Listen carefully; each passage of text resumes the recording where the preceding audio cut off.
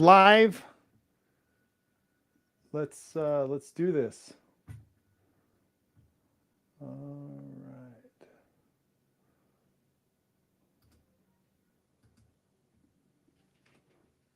Okay, so welcome. Hey, today we're going to talk about something that's extraordinarily dear to my heart, and it's painful, and it's an experience that I had, and I'm just going to cut right to the chase. Have you ever been tasered? Years ago, a friend of mine had gone through the police academy, and he stepped up and said, "Hey, I'll take the taser," so that the cohort he was going through the academy with could see someone experiencing it.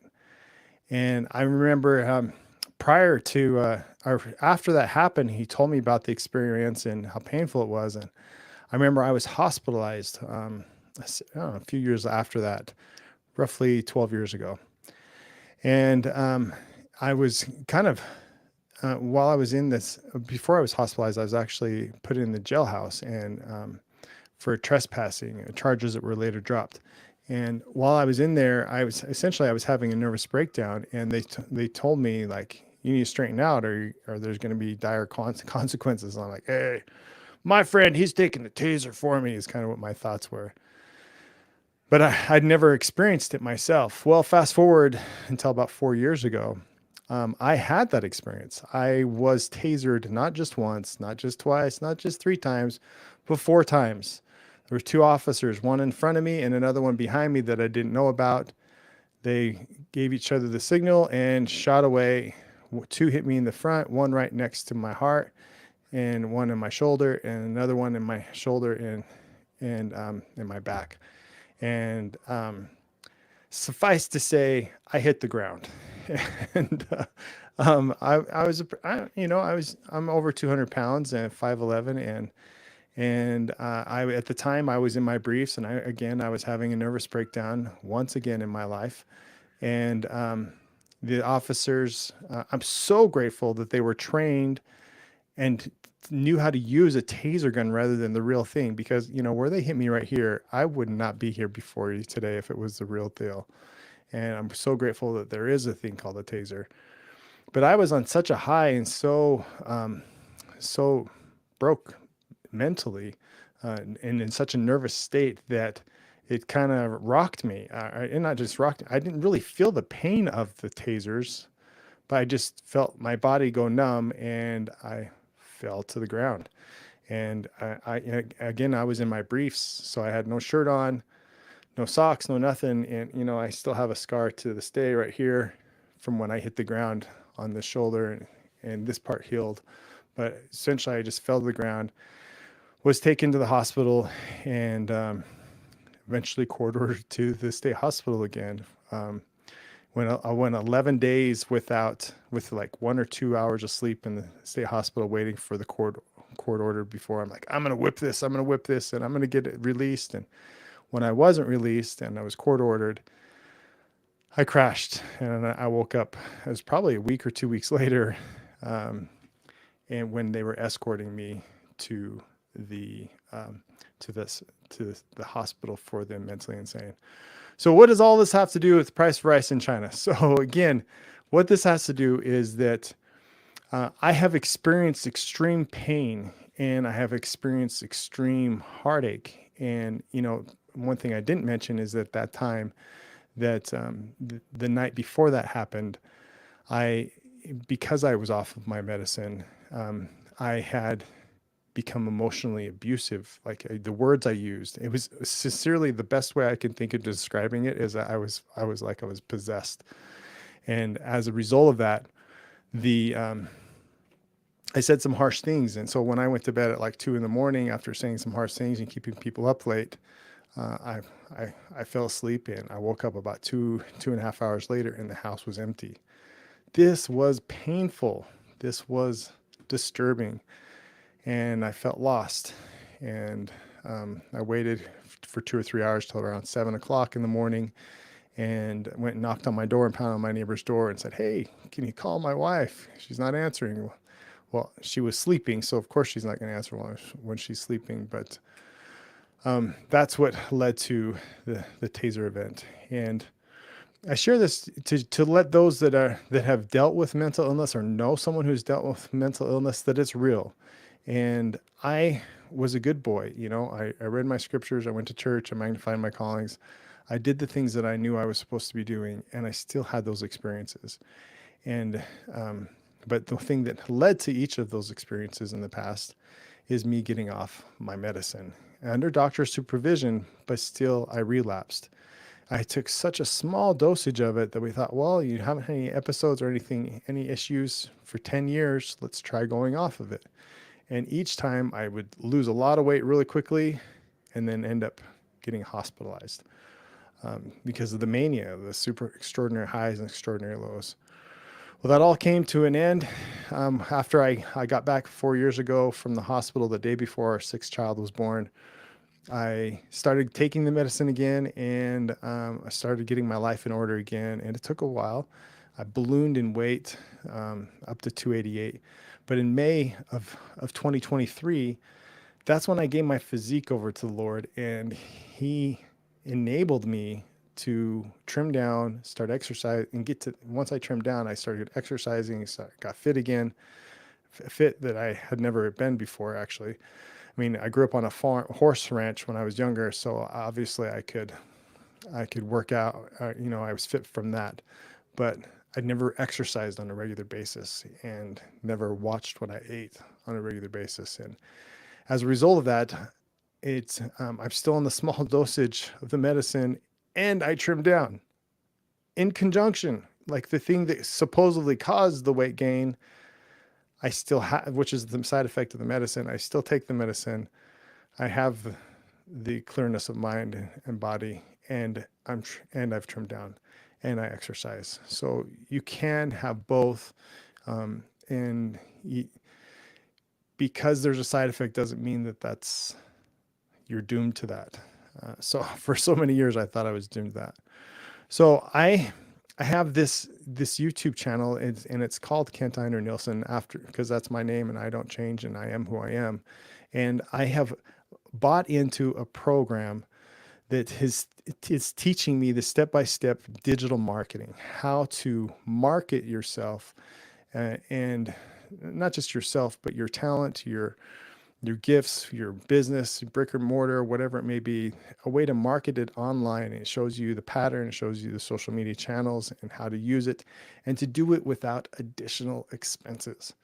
You buy a one-time product, which gives you access to a funnel, which gives you access. If you don't know what a funnel is, it's just a gateway on a website to collect an email address and to give information in exchange for that. And then you have an automated system that works for you night and day. And it keeps because it's working for you all the time, and you are promoting it like I talked about in yesterday's live. Like your day to day, you have a 2-hour workday. You do that 2-hour workday, giving, and promoting it, then that works. And the beautiful thing is that 2-hour workday that you do is recorded and it's upline, and it's going 24 hours a day, 7 days a week too. And then the automation is going. So you could be sleeping, you could be on vacation, you could be hanging out with your kids or your family, going on a date with your wife. There's so many things you could be doing and getting paid while you're doing that because you have an automated system. So because I have this automated system, because I have bought into that and following this system, it enables me to share content online. And one of the reasons why I like sharing content online, a friend of mine and I were talking about this many years ago, but I never knew how to do it really.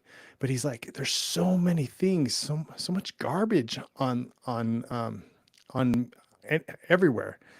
And that reminded me of how, years ago when internet first came out, the number one reason internet was used for at that time was for pornography. And the number two reason for what internet was used for was genealogy. And just like any amazing tool that is on this earth, it can be used for good or evil. And it all boils down to what are your intentions? Are you striving to build something bigger than yourself or something for yourself? And when you choose the former, to build something greater than yourself and to get lost in the service of others, open up and be vulnerable, as Brene Brown talks about. Share who you are, the struggles and the triumphs that you've had throughout your life to lift others. That's when you can make a real impact. And that's why me starting out with talking about my taser experience, the point of that is to show people that have had those experiences that the world is not over, that you don't need to end your life over those experiences and that baggage. You can still get back up. Just like if you fall off a horse, you can get back on the horse.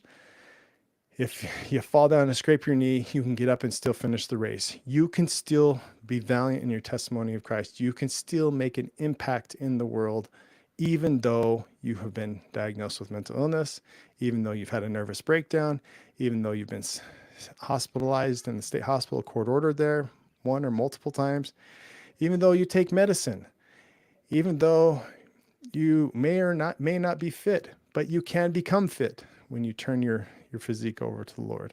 And he can transform everything, like we talked about yesterday or the day before, through alchemy. Like he can transform everything about your life, your family, your body, your business, everything. And I just love that. And I'm so grateful that I gave my life to the Lord at age 18, over 30 years ago, because he helped me to experience life and helped me, and has created this unique plan of happiness for me, just like he has a unique plan of happiness for you.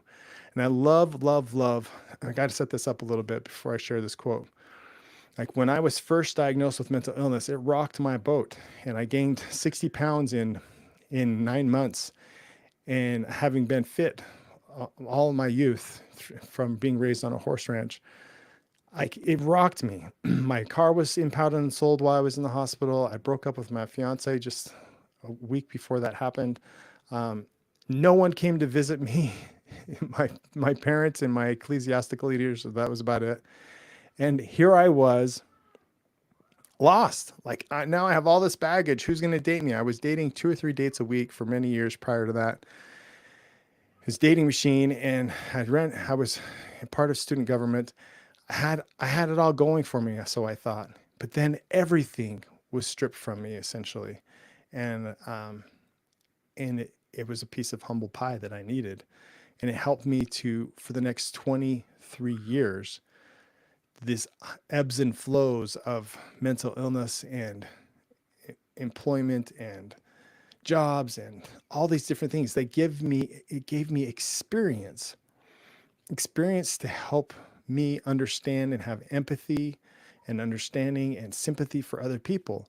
And it enabled me to have an example of, hey, I've been there in the low of lows, and that through the Savior, I have overcome those. And those low of lows didn't come because I was disobedient.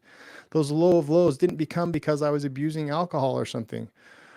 Those low of lows came because it was part of God's plan for me. And I didn't understand that. I thought when it first happened to me, I was like, man, am I cursed? What did I do? Is it God? Is it my fellow man? Is it my ex-fiance? Is it this? Is it that? Is it me? Who's at fault here? What's going on? Am I cursed? Well, how could such a thing happen to me? And I realized that was my greatest fear at the time. My greatest fear was to be diagnosed with mental illness. But as I took the 3-year sabbatical and got a job as a courier and just pounded the books looking for the answer, why, how, then I came across a quote from a leader of mine in a book called On Disciple Scholarship that was compiled by another leader of mine. The book was compiled by Henry B. Eyring, and the chapter that this quote came from was by Neil A. Maxwell, and it said the following. Write this down if you got a pen handy. Often, an invitation to greater consecration comes by means of painful personal experience. I want to repeat that again. Often, an invitation to greater consecration comes by means of painful personal experience. So when I read those words, my mind was blown. Wow, what is this? This painful personal experience is an invitation to be better. Prior to that, I thought I was being a good kid. I'm doing the good. I'm keeping the commandments. I'm dating. I'm going to church. I'm going to school. I'm learning how to be a better person. I thought I had it all, and I was being a good boy. But now, looking back in retrospect, I recognize that I needed to be more than just a good boy. That invitation to greater consecration was an invitation to be more than a good boy. It was an invitation to be a holy man. And on that note, I'm closing my window because there's jets flying over.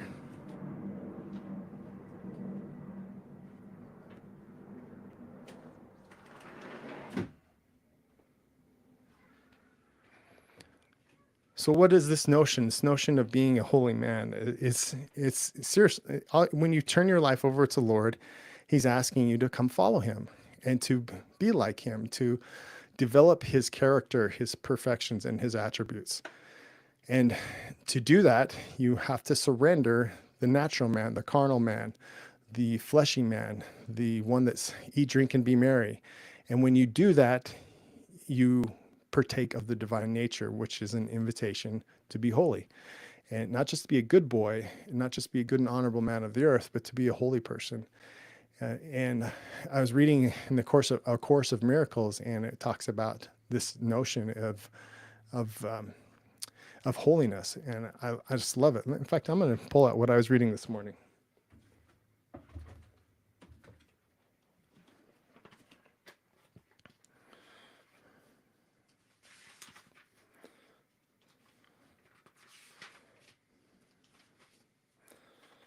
All right, so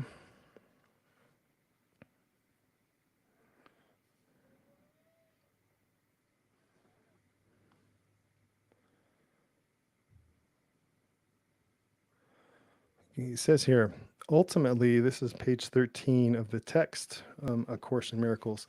Ultimately, every member of the family of God must return. The miracle calls him to return because it blesses and honors him, even though it may be absent in spirit.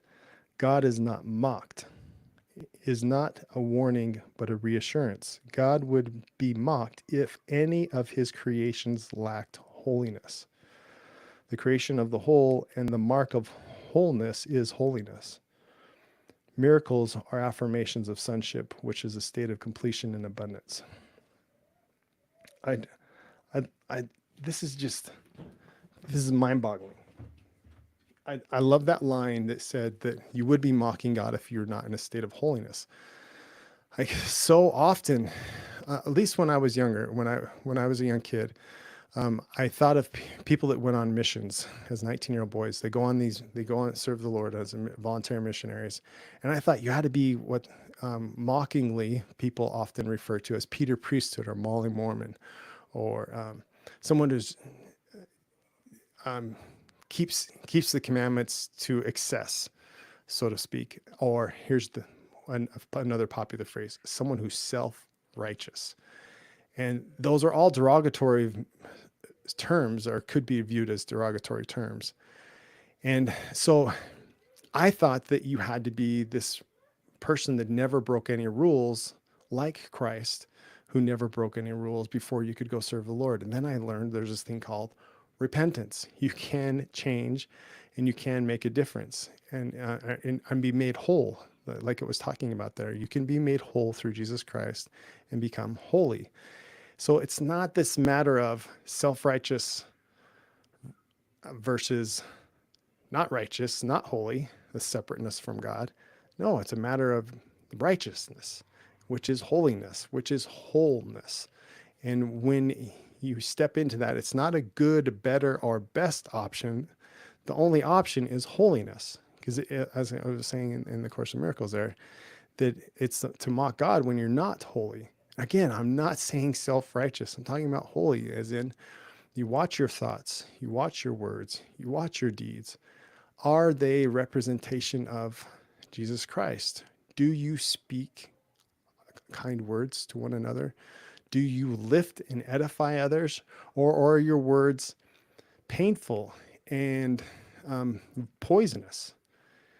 Watch your words. But if you're going to need to control your words, you need to control your thoughts. And when you control your words, you can have control over your body, we learn in James chapter 3. And when you can do that, you can start controlling your thoughts too.